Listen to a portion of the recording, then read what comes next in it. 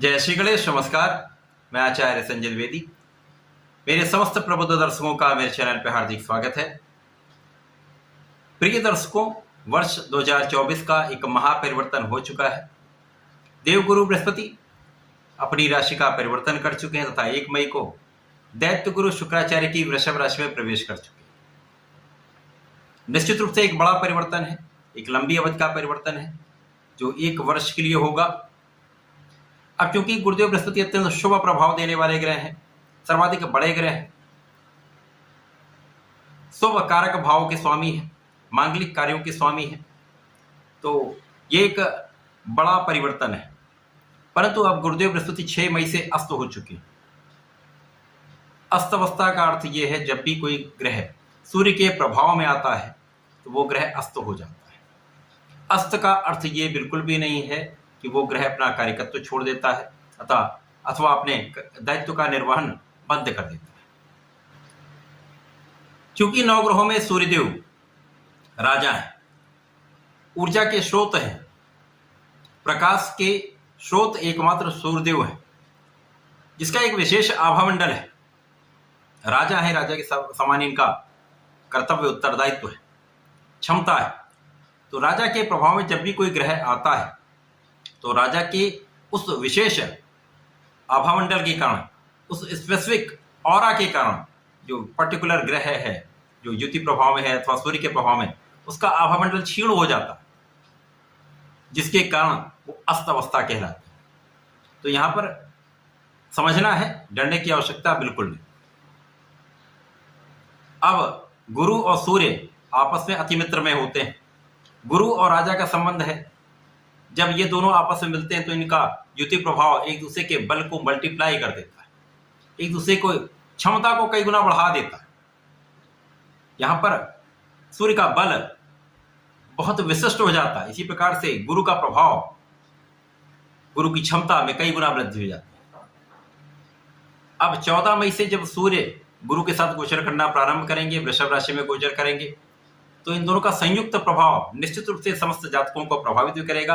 गुरु का ये अस्तकाल तथा सूर्य का ये राशि परिवर्तन का संपूर्ण समन्वित प्रभाव लेकर मैं आपके सम्मुख उपस्थित हूं। आज मैं सिंह राशि के लिए, जो कि सूर्यदेव की ही राशि है, इस विशिष्ट स्थिति का क्या परिणाम प्राप्त होने वाला है, किस भाव में वृद्धि होगी, किस प्रकार से आप इस समय में लाभ ले सकते हैं, अथवा निर्बल अवस्था में किस प्रकार का उपाय करके इस समय को उपयोगी बनाया जा सकता है, लाभ लिया जा सकता है, संपूर्ण विश्लेषण मैं पूर्ण तरीके के साथ करने जा रहा हूं। प्रिय दर्शकों, इस राशिफल को आप अपने चंद्र राशि के आधार पर देखिए, परंतु आप लग्न के अनुसार भी देख सकते हैं।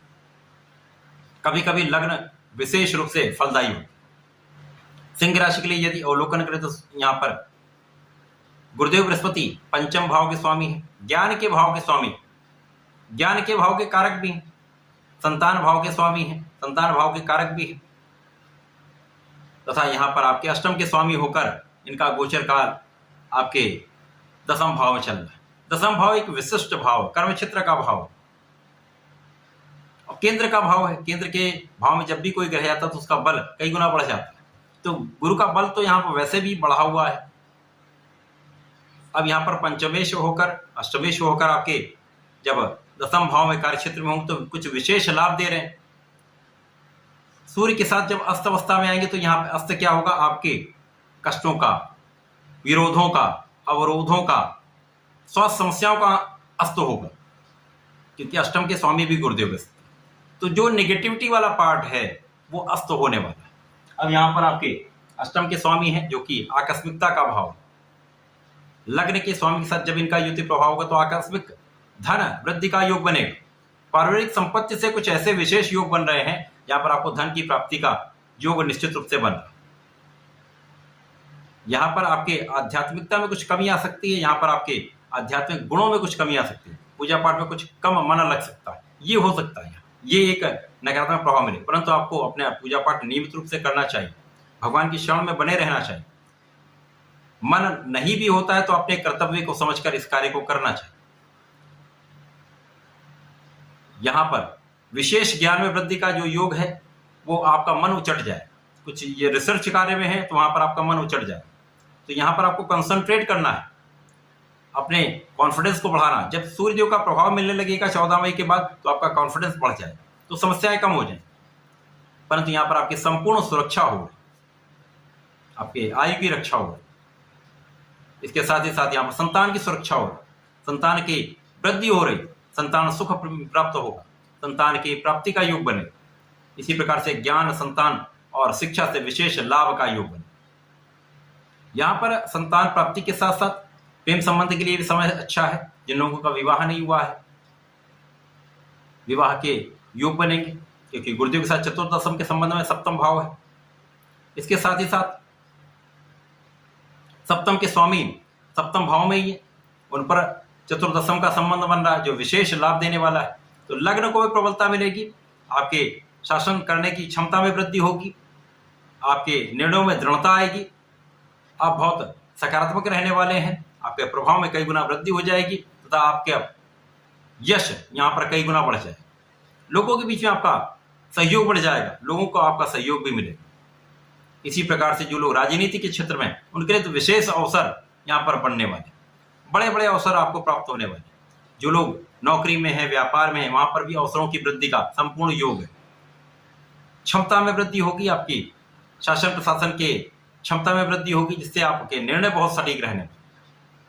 सब कुछ आपके निर्णय पर डिपेंड करता है।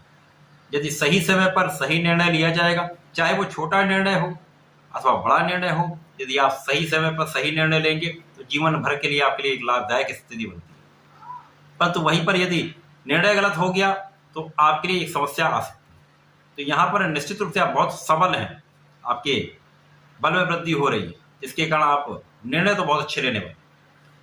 जो लोग राजनीति में है, मंत्री पद पर, उनके निर्णय जनता के हित में होने वाले हैं, जनता के पक्ष में होने वाले, जिससे उसका लाभ भी सबको मिलने वाला। सरकारी नौकरी के प्रयास से सफलता मिलेगी। जो लोग नौकरी में हैं उनको नए अवसर प्राप्त हो सकते हैं, व्यापार में व्यापार का विस्तार हो जाएगा, लोगों का सहयोग प्राप्त होगा।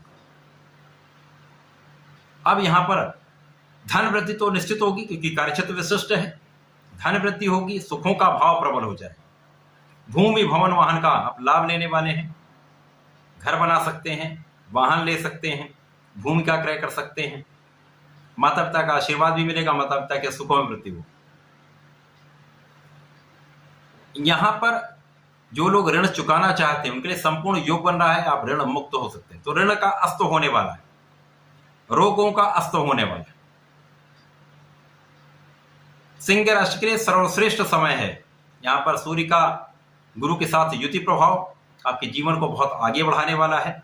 इस समय में आपके लिए कुछ ऐसे योग बन रहे हैं जो आपको विशेष लाभ देने वाले हैं। चहुओर से आपके लिए आपको सपोर्ट मिलेगा, लोगों का सहयोग मिलेगा, जिसका लाभ आपको मिलने वाला है। शासन प्रशासन का संपूर्ण सहयोग आपको मिलेगा, जिससे आपके कार्यों में कई गुना प्रगति हो जाएगी। इस समय में आपको नियमित रूप से सूर्यदेव को जल देना चाहिए। प्रत्येक शुक्रवार को भगवान भोलेनाथ के मंदिर में जाकर जलार्चन करें, शिव जी पर दही से अभिषेक करें। यदि आप ऐसा करते हैं तो समय में विशेष लाभ आपको प्राप्त, संपूर्ण ऐश्वर्य वैभव बढ़ जाएगा, आपकी क्षमताओं में वृद्धि हो जाएगी, तो यहाँ पर आपका यश कई गुना बढ़ जाएगा। तो ऐसा करके समय का लाभ लें। धन्यवाद, नमस्कार।